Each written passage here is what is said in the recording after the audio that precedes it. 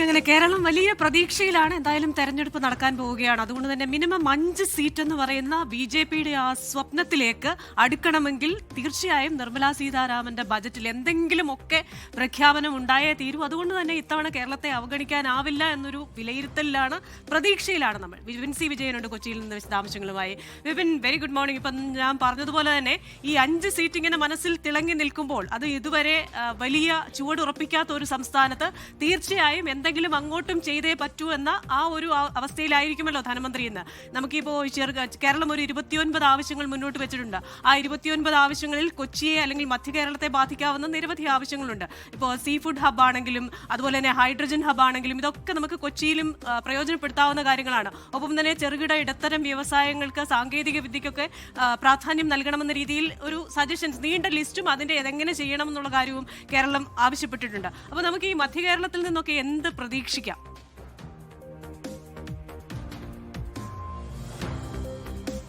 അതെ ക്രിസ്റ്റീന, ഇപ്പോൾ തിരഞ്ഞെടുപ്പ് അടുത്തിരിക്കുന്ന ഒരു വേളയിൽ അപ്രതീക്ഷിതമായിട്ടുള്ള പ്രഖ്യാപനങ്ങൾ ഉണ്ടാകുമോ എന്നുള്ളതാണ്. അതിൽ എടുത്തു പറയേണ്ടത് 3 മേഖലകളിലാണ്. അതായത് മധ്യ കേരളത്തിൽ ഏറ്റവും ഇമ്പാക്റ്റ് ഉണ്ടാക്കാവുന്നത് ഒന്ന് റബ്ബർ മേഖല, അതുപോലെ തന്നെ ഈ കയർ മേഖലയ്ക്കുള്ളൊരു താങ്ങ്, ഒപ്പം തന്നെ ടൂറിസം. ഈ 3 മേഖലയെ എങ്ങനെയായിരിക്കും ഈ ബജറ്റ് നോക്കിക്കാണുക എന്നുള്ളത് വളരെ പ്രധാനപ്പെട്ടുള്ളൊരു കാര്യമാണ്. കാരണം ഈ ഇറക്കുമതി തീരുവ അത് കൂട്ടണം എന്നുള്ളതാണ് റബ്ബർ കർഷകരുടെ ഒരു പ്രധാനപ്പെട്ട ആവശ്യം. ഒപ്പം തന്നെ ഈ റബ്ബർ ബോർഡിലേക്ക് അതിന് കൂടുതലായിട്ടുള്ളൊരു സാമ്പത്തിക സഹായം പ്രതീക്ഷിക്കുന്നുണ്ട്. കാരണം ഇടയ്ക്കിടയ്ക്ക് ഈ വിലയിലൊക്കെ വരുന്ന മാറ്റങ്ങൾ അത് കർഷകരെ ബാധിക്കാത്ത രീതിയിൽ അങ്ങനെ അതിനെ പരിഗണിക്കണം എന്നുള്ള ഒരു ആവശ്യമാണ് പ്രധാനമായിട്ടുമുള്ളത്. ആലപ്പുഴയാണ് ടൂറിസത്തിന്, കാരണം വിദേശത്തു നിന്നടക്കം ഏറ്റവും കൂടുതൽ ആളുകൾ എത്തുന്ന ടൂറിസം മേഖലയെ എങ്ങനെയായിരിക്കും ബജറ്റിൽ വിലയിരുത്തുക എന്നുള്ളതും നമുക്ക് പ്രതീക്ഷിക്കാവുന്ന ഒരു കാര്യം തന്നെയാണ്. ഈ കൊച്ചിയെ സംബന്ധിച്ച് ഇപ്പോൾ ഇവിടെ മെട്രോയുടെ 2ാമത്തെ ഫേസ് നമ്മൾ നടന്നുകൊണ്ടിരിക്കുകയാണ്. ഈ 2ാമത്തെ ഫേസിലേക്ക് സാമ്പത്തിക സഹായം ആവശ്യമാണ്. അപ്പോൾ മെട്രോയിലേക്ക് അങ്ങനെ ഒരു അതിവേഗ പാത എന്നുള്ളത് ഏറ്റവും കൂടുതൽ ചർച്ച ചെയ്യപ്പെടുന്ന ഒരു സമയം കൂടിയാണ്. അപ്പോൾ മെട്രോയിലേക്ക്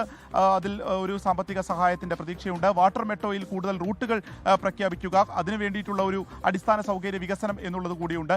ഈ ടെക്നോളജിയെ സംബന്ധിച്ച് ഇപ്പോൾ ഇൻഫോ പാർക്കിന്റെ ഫേസ് 3 ഇപ്രാവശ്യത്തെ ബജറ്റിൽ ഇടപിടിക്കുമോ എന്നുള്ളതും കൊച്ചിയെ സംബന്ധിച്ച് വളരെ ആകാംക്ഷ ഉണ്ടാക്കുന്ന ഒരു കാര്യമാണ്. അത് പ്രഖ്യാപിക്കുമോ എന്നുള്ളത് കൂടി.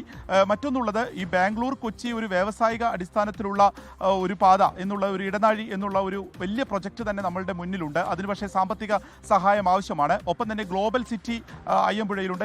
അതിന് കേന്ദ്ര അനുമതി ഇതുവരെ ലഭിച്ചിട്ടില്ല. അതിന് കേന്ദ്ര അനുമതി ലഭിക്കുകയാണെങ്കിൽ പോലും അത് കൂടുതലായി ചർച്ച ചെയ്യപ്പെടുന്ന ഒന്നാണ്. പിന്നീട് നമുക്ക് അറിയാവുന്ന പോലെ തന്നെ കൊച്ചി ഒരു വാണിജ്യ നഗരമാണ്. ഇപ്പോൾ ഗോൾഡിനൊക്കെ അത്രയേറെ വില വർദ്ധിച്ചുകൊണ്ടിരിക്കുമ്പോൾ അതിൽ GSTയിൽ ഒരു വലിയ ഒരു കിഴിവ് ഉണ്ടാകുമെന്ന് പ്രതീക്ഷിക്കുന്നു. ഇപ്പോൾ 3%. അത് 1%-ത്തിലേക്കെങ്കിലും കുറയ്ക്കണമെന്നുള്ള ആവശ്യം സ്വർണ്ണ മേഖല കുറച്ചായിട്ട് തന്നെ ആവശ്യപ്പെടുന്നതാണ്. ഇപ്പോൾ ഈ റോക്കറ്റ് പോലെ വില കുതിച്ചുയരുന്ന ഒരു സമയത്ത് അതിനൊക്കെ എങ്ങനെ സാധാരണക്കാരിലേക്ക് ഏറ്റവും എളുപ്പത്തിൽ അതൊരു ഇമ്പാക്റ്റ് ഉണ്ടാക്കാവുന്ന രീതിക്കുള്ള ചില പ്രഖ്യാപനങ്ങൾ ഉണ്ടാകുമെന്നുള്ള പ്രതീക്ഷയിൽ തന്നെയാണ് മധ്യ കേരളവും.